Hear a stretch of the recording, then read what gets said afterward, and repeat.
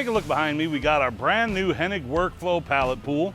So we're going to be utilizing that to make multiple of this piece right here. It's an aerospace component called the Propulsion fuel housing. So let's take a look at the methods and the tools that I use to make this part. So we're using 11 tools to make this part, but let's look at the top 5. First up, we have our Harvey 3 Arrow end mill. This is a 6-flute tool that's great for titanium, and it's the tool that won the Boeing challenge. We have our 1¼ drill. Now this is a flat bottom drill, but you see it does have a little bit of a point on it. After we drill our hole, we're gonna have to come in with the end mill again and just interpolate the little bit that's left in the bottom of the hole. Next tool, we're gonna have our 257 diameter Ken drill. Now this drill, we're kind of using as a pilot drill because we have a 12 times D drill that's coming in right after this. For our 3/4 16 holes, we're gonna be going in with this Go drill. Now the Go drills are great for all materials. I really love these things. This one's got through coolant, so this is gonna make quick work of our titanium. And the last tool that I really want to talk about is this thread mill from OSG.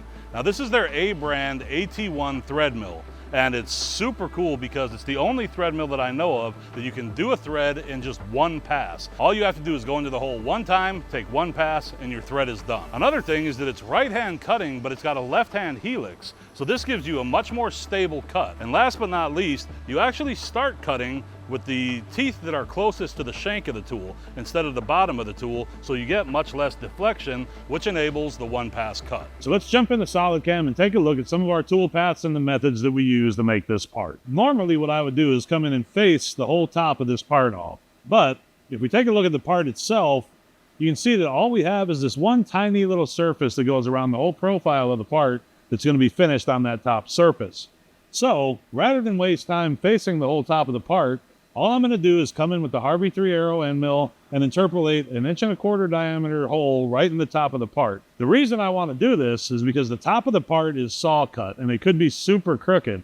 So I don't want to come straight in with my 1¼ drill because that surface could be tapered and then my drill could potentially walk.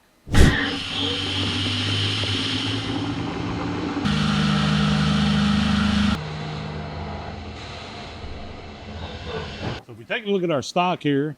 You can see that that's all we did right there is about a 1/4 inch deep bore just to start our drill out. For our next tool path, we have our KSEM flat bottom drill, and we're going to come right into that bore that we just made and drill as close to the bottom of the floor surface as we can.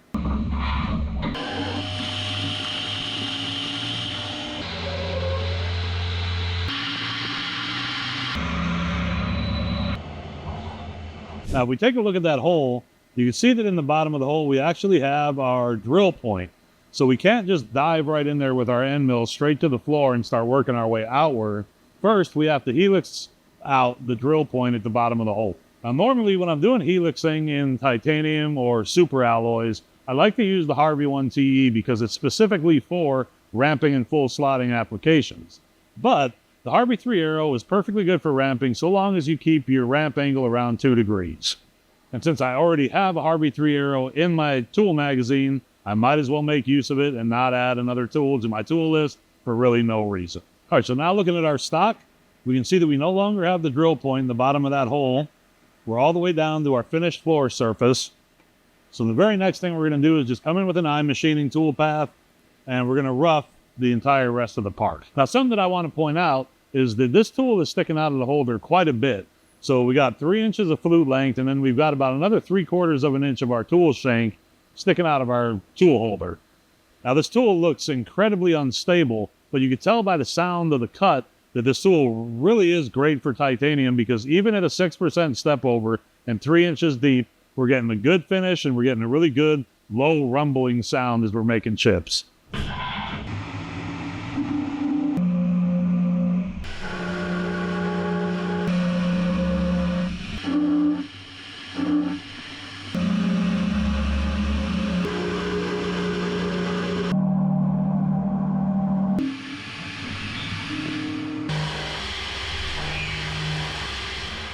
And if you guys are in the market for a new 5-axis mill, check out YCM's RX65. It's a super sick machine. On our 4th axis, we've got dual encapsulated bearings. That gives you a super rigid setup.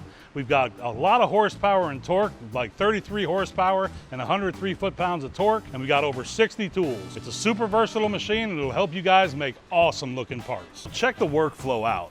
This thing's got 40 pallets in it, so you can see we got a bunch of different setups, and we've got several setups for the part that we're currently running. This thing's pretty awesome, and check out how small the footprint is. Don't listen to Barry. He runs this machine, but I'll give you the features that you'll need if you're looking to buy one of these things. This is what we need in the shop today. If you're doing anything that has high mix, low volume, or you're doing some sort of production runs. Okay, we are talking about a 40 pallet workflow system. This thing is amazing. A 12-inch cube that you could fit 125 pounds of work on, no problem. There's no robot. You've got your load unload station here. Everything that is adapted through this load unload station is set up while the machine is in here running. Everything else is pretty much industry standard. You've got shunt receivers. So if you guys have shunt Fear OS, or if you're looking at a pallet, that's going to be easily compatible with anything you already have throughout the shop. So if you are looking for some unmanned hours to get some additional profits throughout the night when nobody's in the shop, reach out to Titans of CNC, reach out to Keith at titansofcnc.com. I'll get you anything you need. Now, as we start finishing some of our outside profile, I really want to emphasize the importance of your lead in and lead out. So if we take a look at this tool path and we zoom in on our lead in and lead out, you'll notice a couple of things. Number one, it's important where we start and stop at. Now, the reason that I placed our lead in, lead out start point here is because I know on these bosses, I'm going to actually finish this face with that part perpendicular to our spindle. So I chose to start our lead in and lead out there because I know that I placed our lead in and lead out start point there. That way I know there's not going to be a witness line in this face when the part is complete. Another option that I've seen a lot of people use is they'll start their lead in and lead out at the tangent line of a fillet. What that's going to do is minimize the appearance of a mismatch or a witness line. Now, the other thing that's important is that we take a look at our lead in arc. I'm only using a 15-degree lead in angle. Now, the reason that we do that is so that the cutter gradually gets into the cut and gradually leaves the cut, so that we're not getting just a sharp impact from the tool going straight into our wall. Titan always talks about how your parts should look like jewelry, and by using just the smallest little things like this lead in, lead out tip, you'll actually start making parts that look a whole lot better. All right, up next, nothing fancy. We just got to drill all of our holes.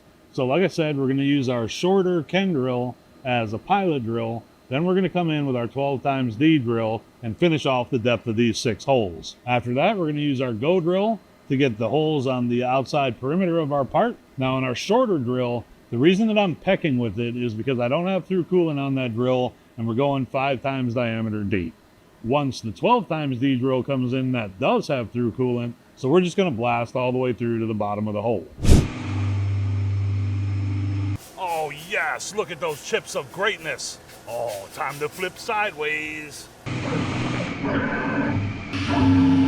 Now, if you take a look at the rest material that we have left here on our part, we can see that around these round bosses on our outside profile, we still have quite a bit of material that we couldn't get to from the vertical orientation. So now it's time to kick our trunnion up 90 degrees so that we can come in with an end mill and clean up the rest of that stock. For this tool path, I used eye machining again, and it just recognizes that there's stock left there, and it's going to clean it all up, everything that it can reach in that orientation.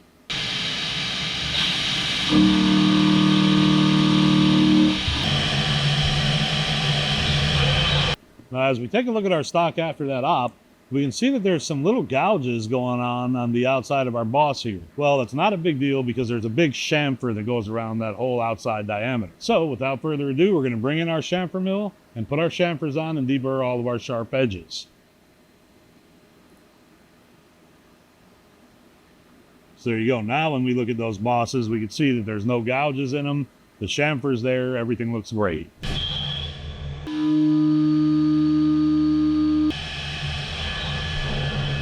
All right, so now that all that's done, the only things we have left to do is come in with our OSG AT1 thread mill, take a single pass on the inside of each of our holes to put our 3/4 16 threads in, and then we got to do our engraving, and that's a wrap.